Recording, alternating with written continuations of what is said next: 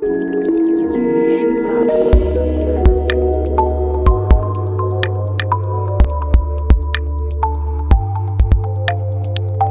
morning, good afternoon, good evening to all the participants of this session who are participating from across the globe.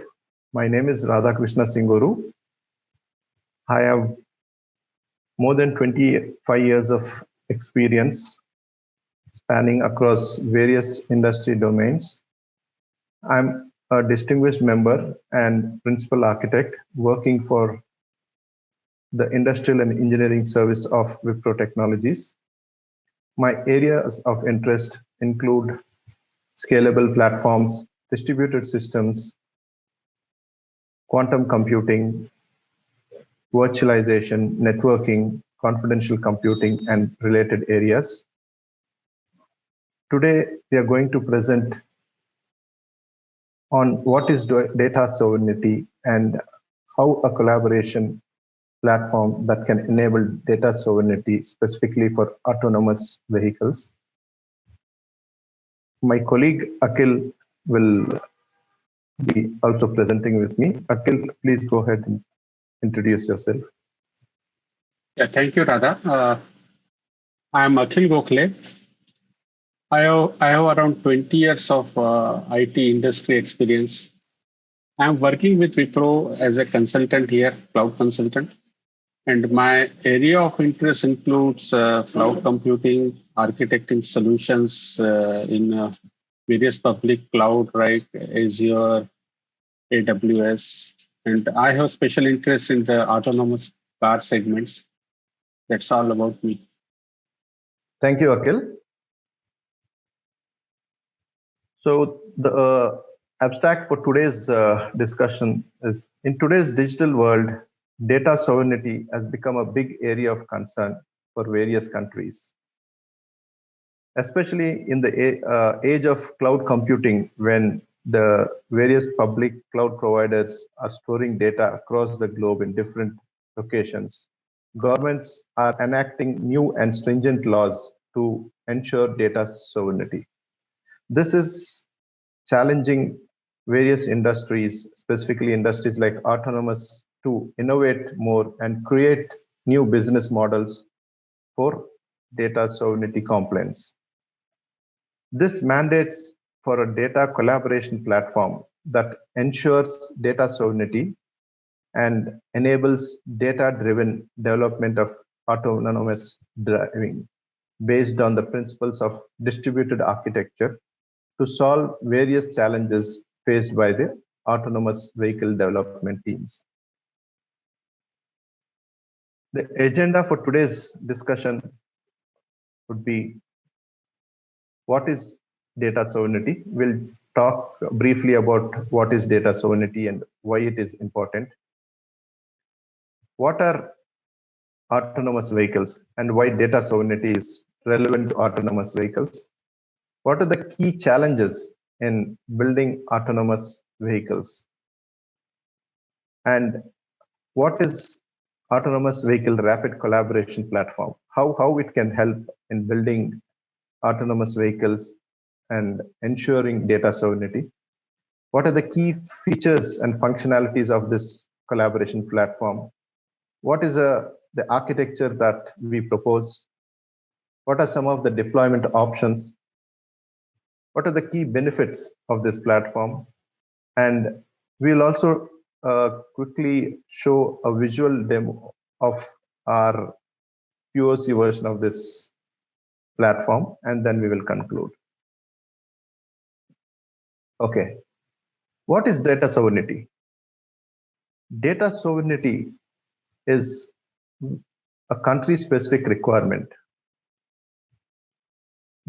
Data is always subject to the laws of the country in which it is collected. So when the data is collected, it should strictly follow the data sovereignty laws of that country. The data that is collected should remain within its borders without moving outside its geographical boundaries. Data sovereignty basically focuses on the idea that data as a national home and it has to abide by the laws of that country. In autonomous vehicles, huge sets of data is collected from real world for creating an accurate and precise model of the world. So this data which is collected needs to adhere to the specific data sovereignty requirements of the country where it is collected. So data sovereignty is relevant in various domains, but specifically to the autonomous domain, it's more relevant. So today we are going to discuss how data sovereignty is relevant in autonomous vehicles. And then we will talk about a platform that we are proposing to ensure data sovereignty is taken care. At the same time, various participants can develop the required models and methods for building autonomous vehicles. So what are autonomous vehicles? So by definition, autonomous vehicle is a vehicle that is capable of sensing its environment and moving safely with little or no human intervention. So basically, the vehicle should be able to identify and move itself with or minimal intervention from the human. So how is this achieved? Autonomous vehicles rely on a lot of these sensors, actuators, complex AML algorithms, and powerful processors to execute software. They use a lot of sensors like radars to identify, monitor the position of nearby vehicles, and they use video cameras to detect traffic lights, moving passengers, and other vehicles. So the sensing technologies basically involve cameras, radars, lidars for image detection and identifying the geolocation. So all these sensing technologies are like the eyes and ears for an autonomous vehicle. So different technologies based on the cost and viability, like radar technologies are more cheaper, but the preciseness that they give for the objects that it detects is less as compared to lidar systems. So all these go into deciding what should be there in an autonomous vehicle. So all the autonomous vehicles are classified as below, like they are classified from level 0 to level 5. So when you say level 0, there's no automation at all. So driver completely operates a vehicle. So that is the standard no automation vehicle. Then you have a level 1. Level 1 vehicles are where there is minimal driver assistance. So driver still holds the wheel and controls the pedals, but vehicle steers or controls speed. So it has limited assistance in terms of controlling the speed. Then in level 2, we talk about partial automation. Driver monitors and he has the control, but the vehicle drives itself and it's not 100% safely. Then when we come to level 3, driver should be ready to regain control and vehicle drives itself, but when required, it can give up the control to the driver. And in level 4, it's all high automation. Driver is not required at all times. Vehicle drives itself during specific use cases. So it may not drive itself in all conditions, but in certain conditions like highways and all, it can drive itself. Then coming to level 5, vehicle drives itself and also drops the passengers door to door. So this is the ultimate goal of automation in autonomous vehicles. And today we are at the stage of level 3 and level 4. So why do we need autonomous vehicles? What are the key benefits? Definitely, it helps in reduced accidents. As per the survey data, 90% of the accidents happen because of human error. So when a machine takes control of the vehicle, you can drastically reduce the accidents due to driving. So this in turn will ensure there are no traffic congestions and you can have a free flow traffic. And when vehicles move freely without any congestion, it automatically helps in reducing the emissions that cause a lot of environmental effects. Also, since the vehicles can move at a stable velocity, you can have increased lane capacity. The distance between vehicles can be minimized and you can accommodate more vehicles on a specific lane. So this in turn helps in a lower fuel consumption because of continuous no blocking of vehicles and the vehicle moves very smoothly at the standard speed. Because there are no congestions, the travel time gets reduced, which in turn helps in reducing the transportation costs, and it makes more effective and affordable taxes. And also the parking can be made very efficient. When you have a level 5 vehicle, it can drop the passengers and it can drive itself to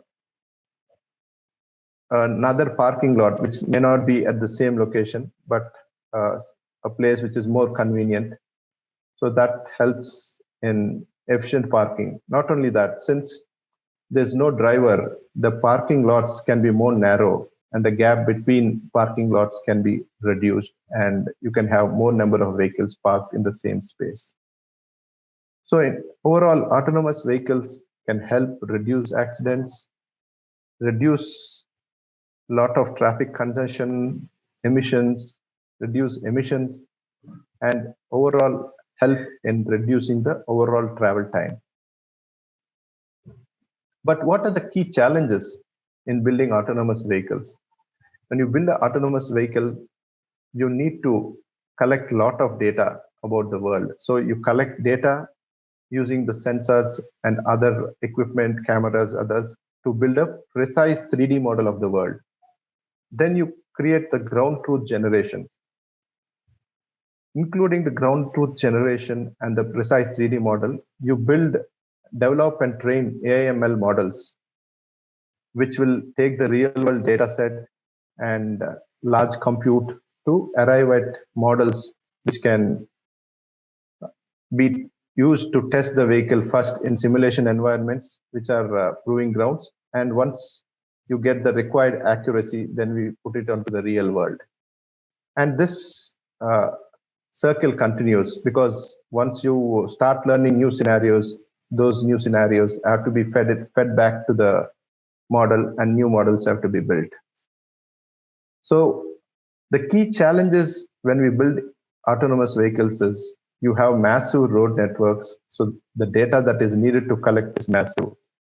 It's like around more than 4 TB of data per vehicle per day is what you need to collect, which includes the data that is collected from the sensors as well as the logs that the various modules generate. Then there are endless new scenarios. There will be different weather conditions, different road scenarios, different lighting conditions, and the accuracy that is needed should be within centimeter level accuracy to ensure vehicles do not collide each other. You should be able to predict accurately any pedestrians walking around. There should be zero tolerance of error because it can be very fatal. And overall, we should be able to replicate the human brain. Not only replicating the human brain, you should also be able to understand the intent of the pedestrians, whether they're crossing the road or they're stopping before the vehicle can move. So it's a very complex system that can be built based on real-time data. So how do we ensure we build such a complex system, but at the same time, we ensure the data sovereignty of the data that is collected? So we propose a collaboration platform that can help build such systems and ensure the compliance for data sovereignty.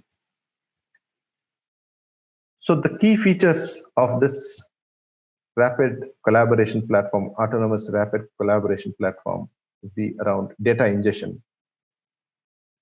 So the data that is collected should have capability to collect real-time data, because the sensors data are collecting a lot of data that is near real time, and we need to collect lots of this data, not only collecting it real time, but the larger data which is collected should be processed offline.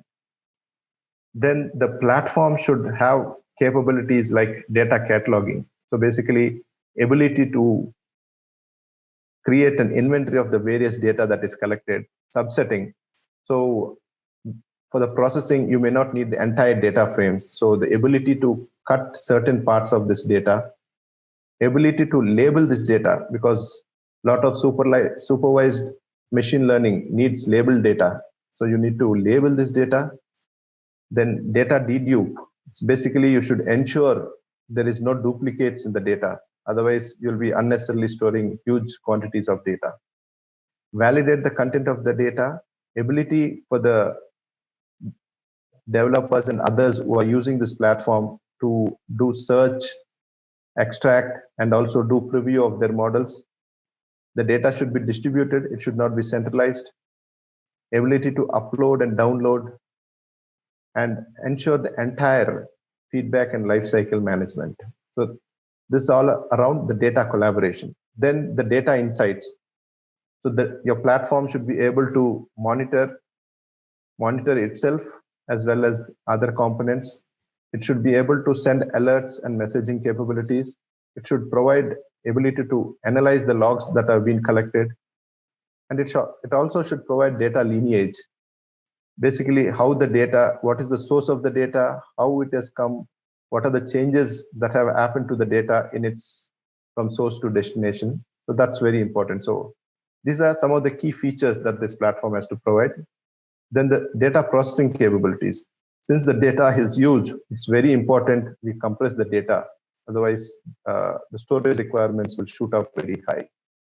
Then the ability to process close to the source rather than putting it into a centralized location. This will save a lot of bandwidth constraints, and ability to process different types of data, ROS and other formats like ADTF, HDF5. So these are some of the different models that we should handle.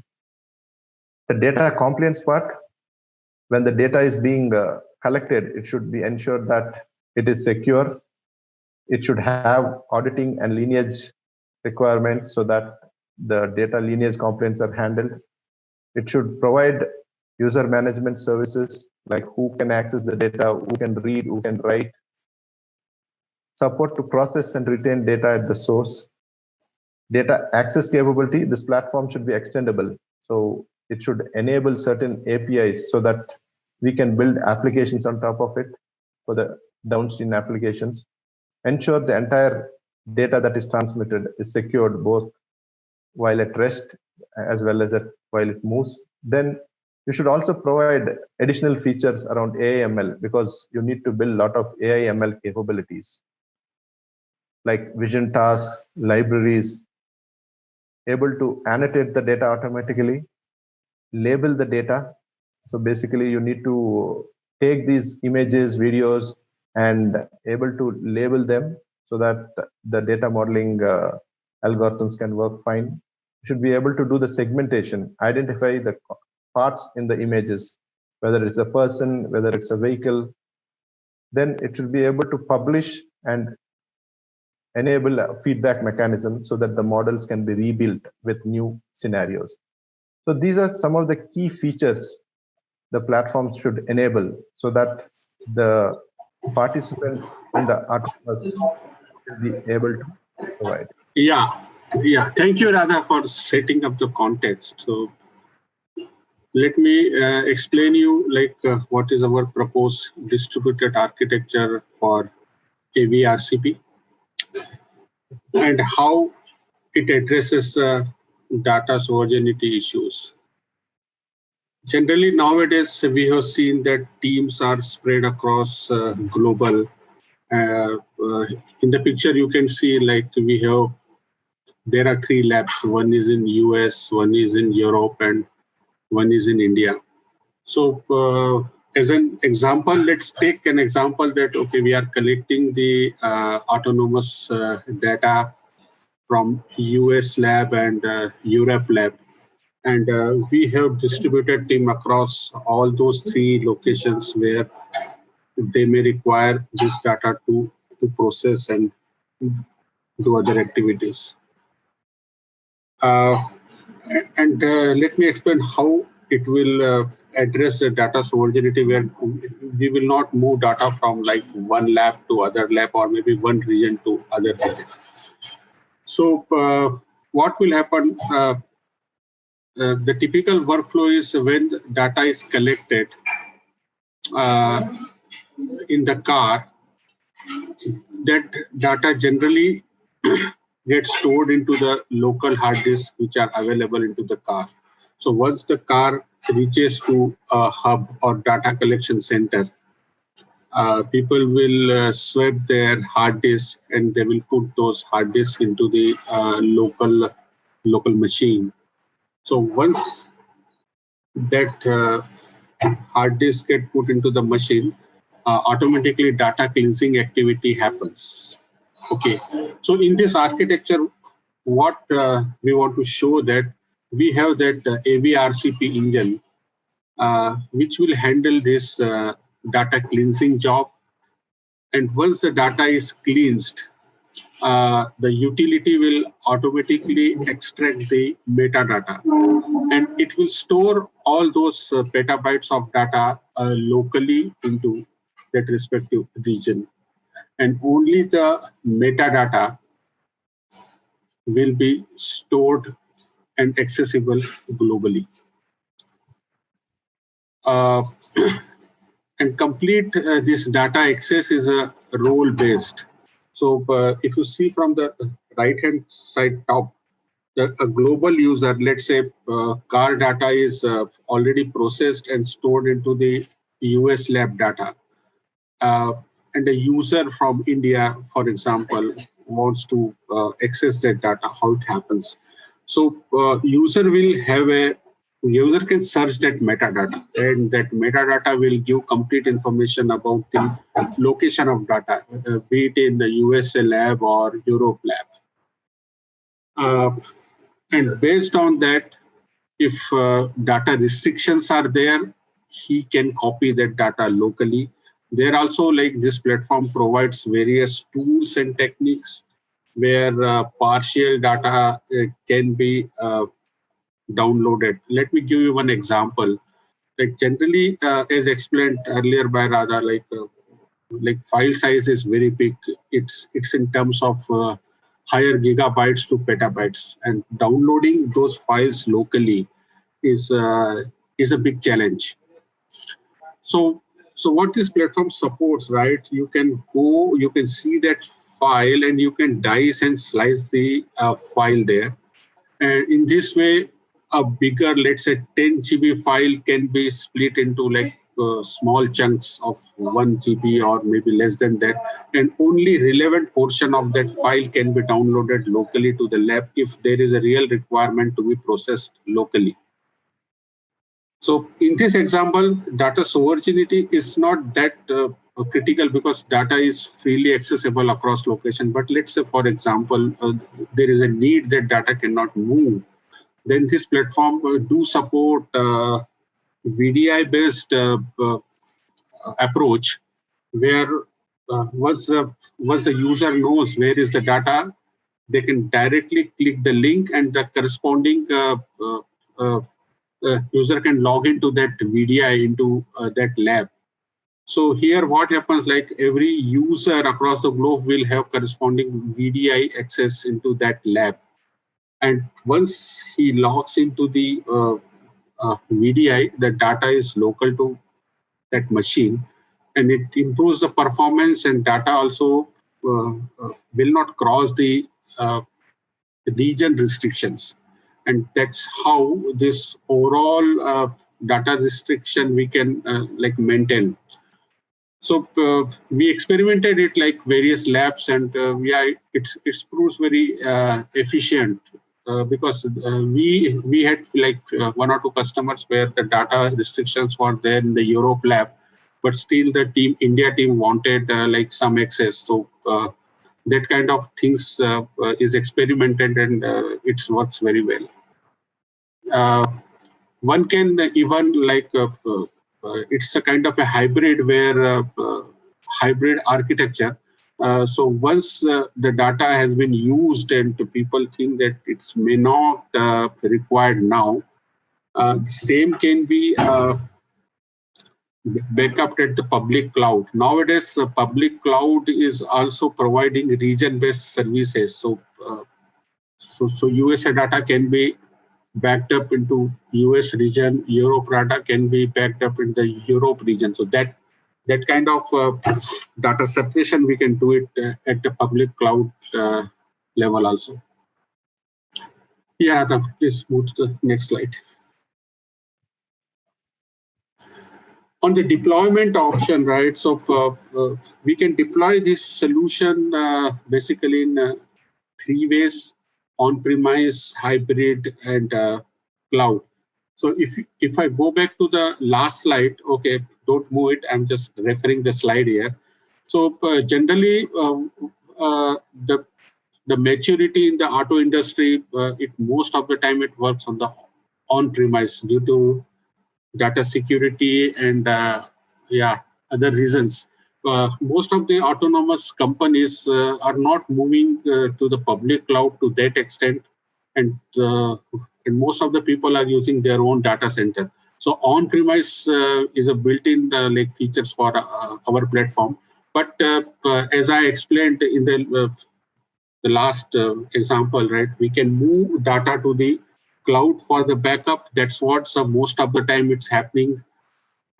Even like few of the components where high compute requirement is there for machine learning and simulation, yes, this platform can support in a hybrid cloud environment, and some of the tasks can be offloaded to the cloud for the cost perspective, and still we can maintain the data sovereignty there because region to region we have the mapping. This solution do provide cloud installation as a SaaS service and as a PaaS service in the cloud. But adoption-wise, if this on-premise and hybrid, that's what is most preferred. So industry still needs to move to the PaaS level where everything is hosted on a cloud 100%. So this solution do support that, but most of the time its use cases is on-premise and hybrid cloud. Yeah, next slide, please. So with that, let me explain like what were the issues addressed in earlier slides on the data sovereignty and how we are addressing the same thing with our AV RCP platform. So you've seen that when the data set we can mask it and we can put metadata if there is a data restriction. So the file, for every file when it get extracted, we can set the flags there. User can put the metadata there and put key pair value there. This data can be moved across location or which location, which region. There may be some data which can move only between Europe and US and not any other continent. All those things, when if the metadata is set, the movement is restricted accordingly. Second thing is because we are using public cloud and all of the cloud, be it AWS or Azure or any or GCP for that matter, all are compliant to the data sovereignty norms, local norms. So even if we use cloud for offloading the workload or backup, is still under control. The third thing could be like it's always a problem when we search and use the big data, right? So where is the data? Because if the labs, multiple labs are generating multiple data, so if it is distributed across the various region, how to search it? So because we are using the metadata search engine, so this solves the problem, and one can find their data in tips, like where it exists, and accordingly he or she can take a call. VDI-based approach is a revolutionary in the sense when we want to process a bigger file which cannot be downloaded or have the data restrictions, the same task can be achieved remotely with a less cost resources and so on. Other thing is a security. Complete system is like integrated with LDAP and all auth2 protocols. So only the one can put restrictions on what kind of data is visible to which kind of group, which kind of people, which kind of region. We can restrict data movement across region based on the security policies. And as explained, complete data right from data collection to the data processing, everything is we have the data linkage, and one can access how a particular data moves from like one point to another point. If somebody splits the file and copies the file and data crosses the region, complete data lineage is available, and it helps for the auditing purpose in case any audit requires. So with this platform, we are able to solve like most of the data sovereignty restriction in the autonomous vehicle ecosystem. Yeah, next slide rather. So benefits of this platform is, of course, low cost. We can use cloud infrastructure very easily, and depends on the appetite of the customer. They can choose right cloud infrastructure, or they may take a local one, and they can utilize this AV RCP. So cost-wise, yeah, it's much lower cost. Utilization of bandwidth, as I explained in the earlier example, no need to download petabytes of data locally unless there is a HLL kind of requirement where one has a local hardware and they want to process that data locally. Otherwise, with the VDI-based approach, or maybe we can dice and slice the big file and copy the a small portion of the file, and for the local processing, huge network bandwidth can be saved. This complete solution is completely modular, and every feature one can choose what they want, what they don't want, and accordingly, that's why it's a low cost of ownership. And extensible in the sense you can keep on adding the components if even labs expands, just it's a plug and play model. In the collaborative sense, right, with complete AV RCP, it's a more R&D kind of work where the developer, test, and data scientist all are the users of this platform. And based on their requirement, this platform exposes the APIs that one can use it. This model gives three kind of flexible deployment models to support user choice, whether it's on-premise or hybrid, or kind of a completely PaaS and SaaS kind of this requirement. On the data compliance part, yeah, because complete architecture is so transparent, and with the data lineage, it's completely auditable, and one can do their 100% of things, even if you don't want to move data across location and you have the distributed team which is working across the globe. So it keeps the data compliance in a good shape. Yeah, next slide. Let me explain a little bit more into the how this complete workflow actually works. So X explained earlier, right? So this autonomous car generally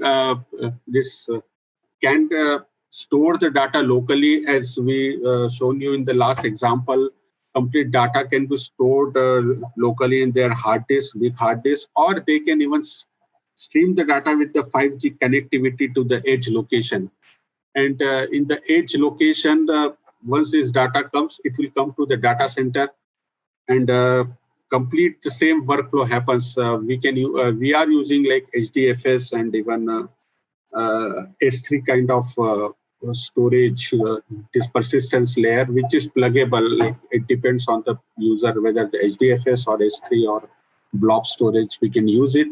And the complete workflow will tell you like how whatever we explained earlier, it is the same thing, but in a pictorial way, what it can do. I think next slide would be more interesting to see how it goes. Yeah, so this is a typical web page. Once a user logs in, he or she will see, and they can see like how many files are there available, their location, the lineage is present for that or not. Can you move to the next slide where we can show how even a user can see other data? This slide shows how the system metadata is extracted from that metadata extractor. You can see here like what is the duration of the frame, is it indexed, how many messages are there in the back file, ROS file. Next slide, please. In this page, you can see in bottom side where user can do the tagging of any file. So let's say there is a data restriction, one can put those key value pair here, whether one can move the data across or any restriction particular, or which kind of project this data belongs. So it helps user in searching the data. So it helps not only searching the data, but even we can put some restriction on data movement here. Yeah, next slide, please. Yeah, this slide gives what we explained earlier, the network utilization, bandwidth utilization.